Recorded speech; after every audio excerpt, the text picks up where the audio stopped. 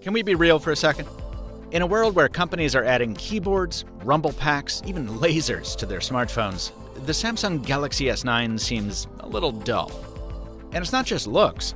For a lot less money, you can get 90% of the experience by buying last year's Galaxy S8 instead.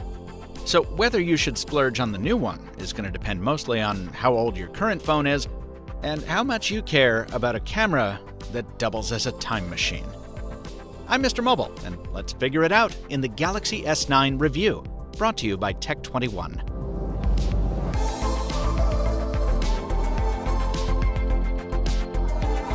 If you've ever said, "Don't fix what ain't broken," and meant it, well, the Galaxy S9 is the phone for you.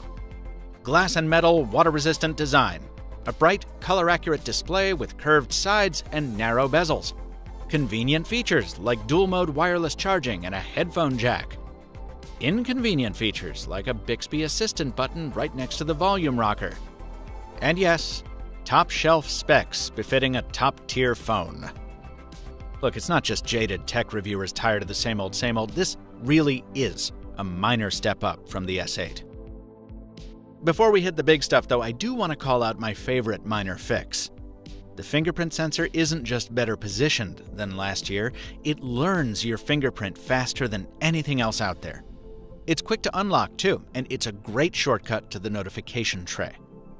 The alternative login option, iris scanning with a fallback to face unlock, is speedy for now.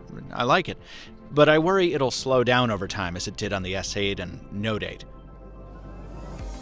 Speaking of slowing down, every year Samsung gets a little bit better at keeping its software sprightly. The S9 comes the closest yet to something like Google's Pixel, but that also serves to highlight these annoyances that have persisted for years. The occasional hiccup when you swipe over to the leftmost home screen, the slightly manic animation of the app switcher. Plus, there's the duplication of features that comes anytime a manufacturer pushes its own ecosystem on top of Android. You get 2 app stores on Samsung phones, 2 sets of user data between your Google and Samsung accounts. Anyone coming from a more streamlined experience like the Pixel 2 or, the iPhone, will probably find this more complex than what they're used to. Of course, sometimes complexity leads to a commendable leap in quality. Take the camera here. I only had access to the S9 Plus for this review, but the primary cameras between the 2 sizes are the same. The only thing the Plus adds is this secondary shooter with a telephoto lens. A word on that, it's supposed to give you higher quality zoom, but it only works in favorable lighting because its sensor still isn't as good as the main cameras. So the upshot is that when you press the zoom button, the phone often does not use the telephoto camera at all because it can get a better shot by cropping the main sensor's image instead. This is the same way the iPhone handles things. So if you really want the smaller S9, you should worry more about the battery life you're sacrificing than losing that second lens. I'll come back to that in a second. First, how about that primary camera? You've got to give Samsung's engineers credit here. It's the only modern smartphone shooter with a variable aperture. Aperture is like your camera's pupil. Okay, it's the opening that allows light to hit the sensor, and Samsung gave this camera the widest aperture you can find on a phone. That means at night, the S9 can pull in more light than most of the competition. And once it puts the captured image through some processing, it can put out some very nice low-light photos. Now, here's the clever part. Because you don't always want an aperture that big, the S9 uses mechanical shutter blades to physically obscure the outer portion of the lens in brighter settings, stopping it down from f1.5 to f2.4. The result is a camera suitable for day or night, and I've taken a few shots I'm quite happy with. So, will the S9 be replacing the Google Pixel 2 I keep in my other pocket? No.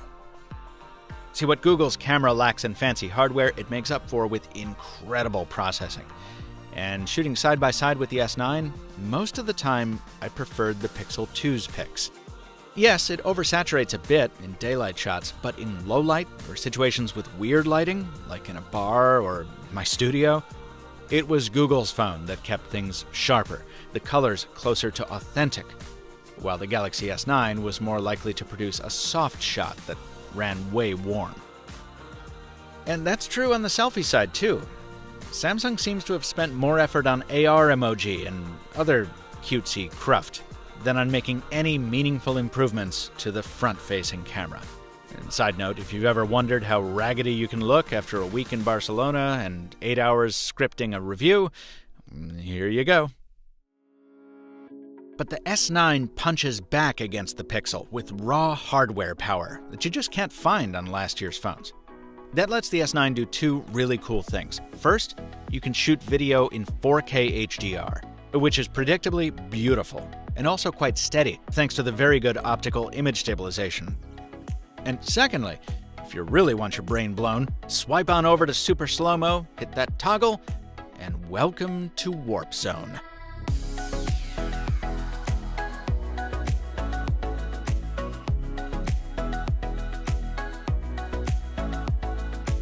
The frame rate jumps from 30 up to 960 FPS to stretch 0.2 seconds into 6, giving you a glimpse into moments that otherwise pass too quickly to notice. And also, some moments that maybe you'd prefer to forget. Now there's caveats galore with this. You need an awful lot of light for it to work, the focus is finicky, and you're limited to 720p resolution. That leaves room for Sony to catch up later in the year. But Samsung's is, so far, the only one with a motion-activated trigger mode. So for now, it's both easier and more fun to use. For all the special features the S9 brings to the camera, when it comes to the battery, it's sadly quite average. Even with the larger capacity on the Plus model, I found myself hitting the 20% mark before bedtime on several nights. And because my day won't be quite like yours, here's all the apps and services that were burning through that battery on a typical day. Eagle-eyed viewers will spot a lot of voice calls in here, and the S9 is great at them, with excellent noise canceling even in windy weather and very clear calls over T-Mobile's VoLTE. It's a shame the phone doesn't put its new dual speaker array to use for those, though. While media will play through both the earpiece and the bottom port, speakerphone calls only make use of the latter. Anyway, let's bring it home by coming back to the battery. It's not bad, but it's not great, especially since endurance degrades over time. And if you go for the smaller S9 with its smaller power pack, you'll want to think about installing a dark theme and maybe turning off always on display to penny pinch your milliamps. If the Galaxy S9 were a Radiohead song, it would be No Surprises. It packs the upgrades you expect and a camera that pushes boundaries, yes, but overall, it's emblematic of the kind of safe iteration that has people holding onto phones for longer in a world where year-over-year smartphone shipments just fell for the first time in history. Still, if you love your Samsung and have an S7 or older, it's absolutely a worthy step up. And it's available for pre-order now, with prices ranging from $720 to $915, depending on model and your carrier. If you want something more affordable, there's no shortage of fantastic options out there, and I've covered a lot of them on the Mr. Mobile YouTube channel.